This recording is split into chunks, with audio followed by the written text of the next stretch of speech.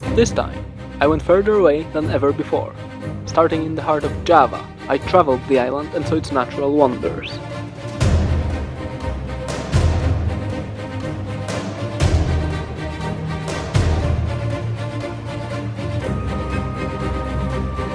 During my journey, I ventured through beautiful landscapes.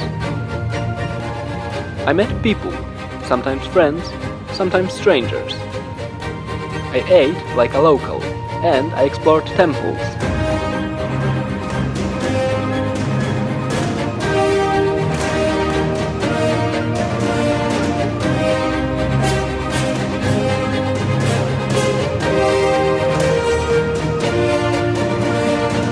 And that wasn't enough.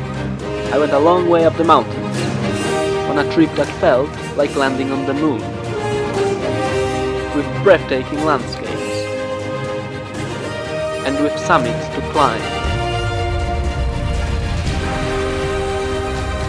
I saw places I will never forget, and I went on trails which I never want to walk again.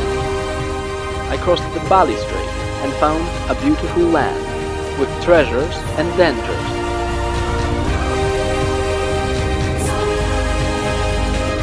I kept going until I reached a piece of paradise.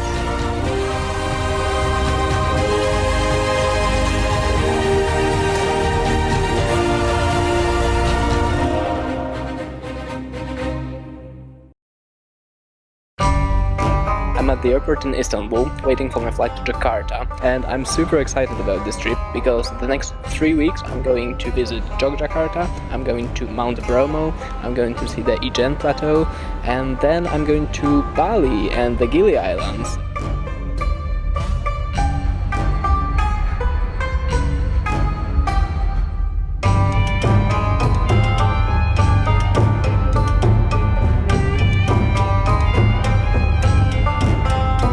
Jakarta.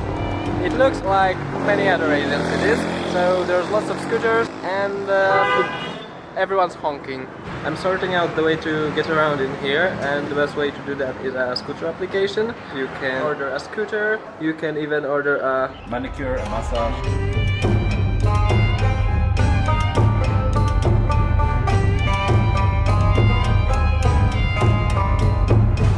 In the middle of the enormous city, there is a small colonial old town.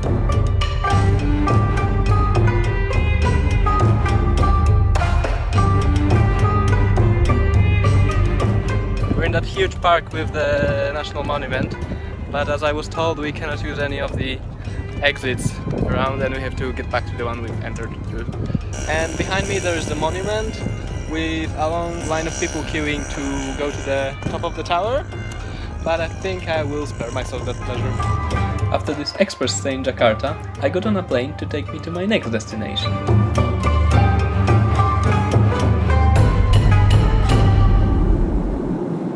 This is a late start of my day in Jogjakarta, and it's time to see around the city.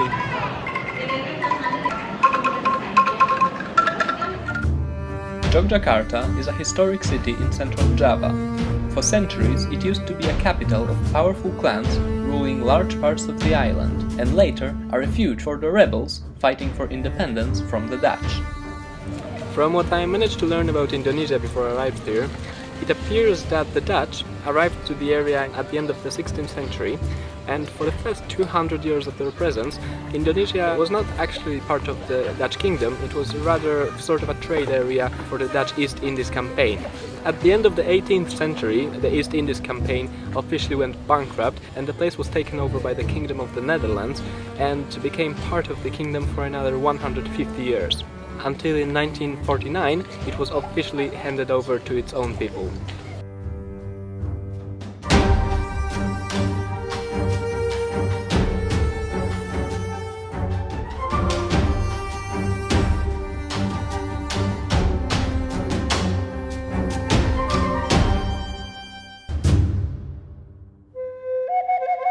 We're about to set off for the trip to see the sunrise at the Borobudur temple. It's almost 3:30 AM, so I probably don't have to explain you that I feel like a walking zombie. We got to the place, it's still pitch dark. stars.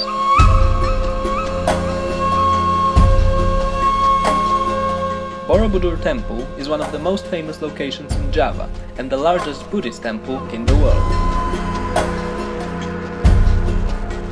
It was built in the 9th century by the Sailendra dynasty and is located northwest from Jogjakarta in a place surrounded by forest.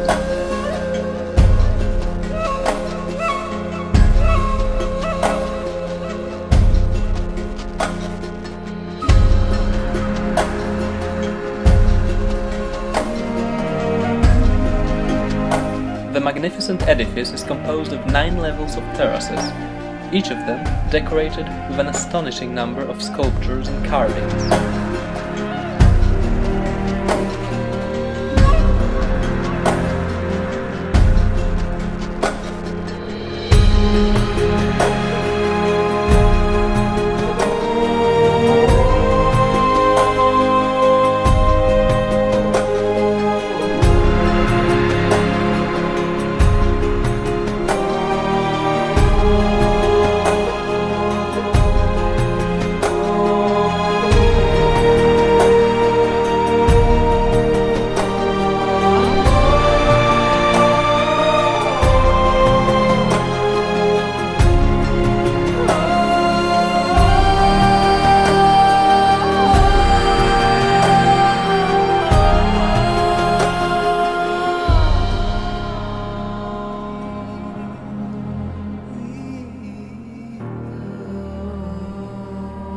So after exploring the Borobudur temple, it's time for the second stop. This temple is called Prambanan.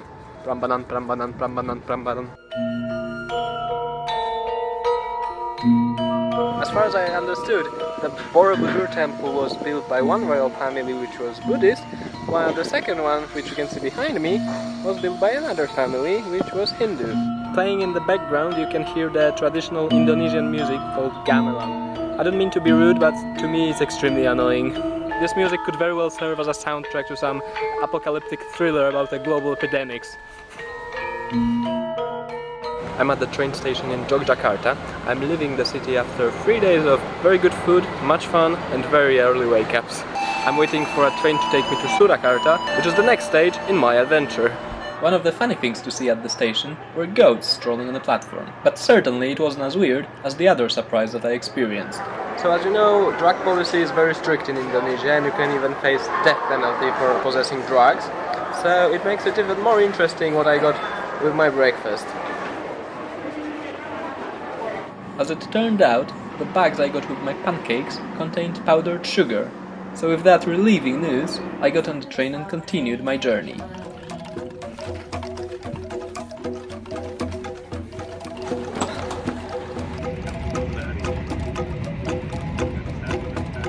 I think I figured out why the flags and banners are everywhere in the streets. It's the month of independence of Indonesia, and that's why the streets are so nicely decorated. In the city of Surakarta, I met my long not seen high school mate, with whom I could visit some places that are off the beaten track.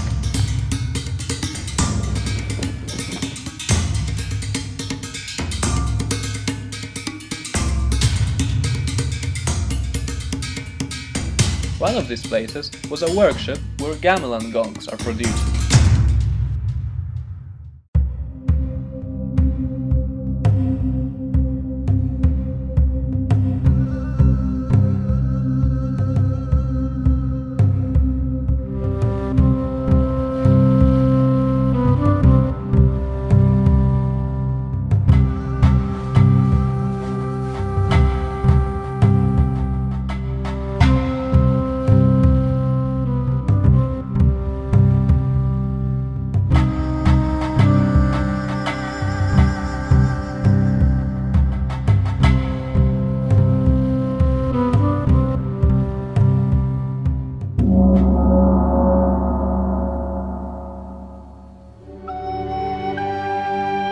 We had to refuel the scooter before heading off for an even longer trip.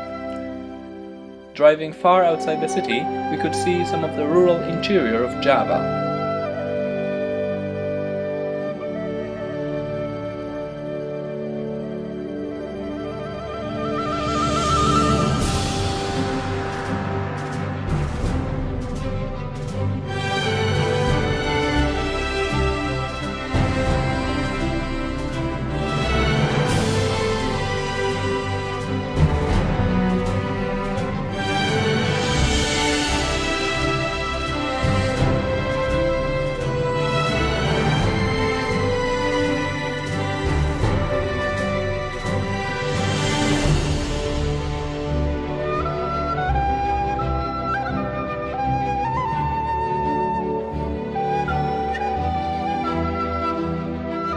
raced across the hilly landscape nearing the Lawu volcano. On the slope of the volcano, we reached the Cheto temple of Javanese Hindu confession.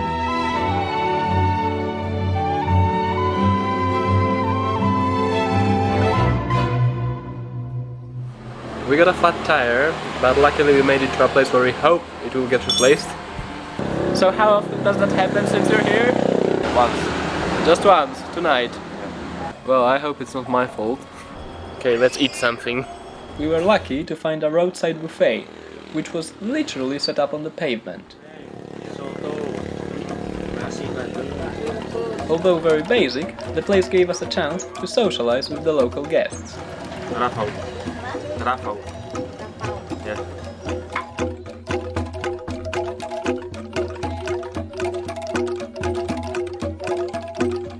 Wrapped in the paper, I got a portion of delicious rice, for which I could pick an extra from a variety of vegetarian meal choices.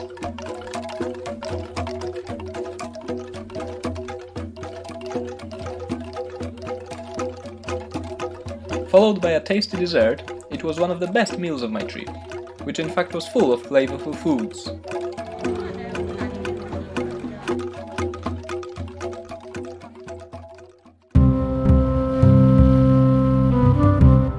It's 3:30 AM. It's super cold. And honestly, if this trip doesn't kill me, I don't know what will. In my room there is a sign saying do not take the blankets out because otherwise you'll be fined, and apparently that's what people do, but if someone took his blanket to cover him on the volcano, I can't blame him. In the middle of the night, an old Toyota Land Cruiser took me to what was yet to become the absolute highlight of the trip.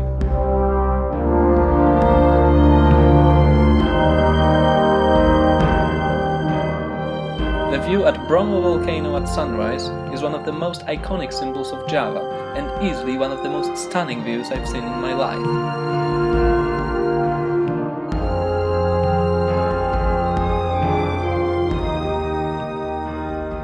This is crazy. All those jeeps are gonna get stuck in a gigantic traffic jam.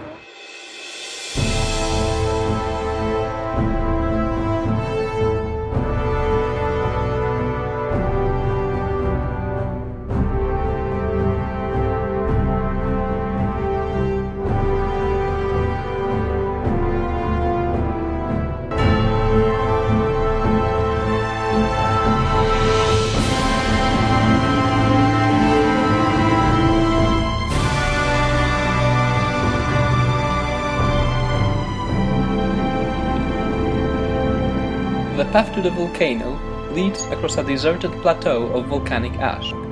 The dusty surface and the unearthly landscape make you feel as if you were exploring other planets on a space expedition. So besides climbing, hiking and riding a jeep, you can also ride a horse. So the smell in the air is a mixture of sulfur and horse poo. I'm so glad I got that mask on me.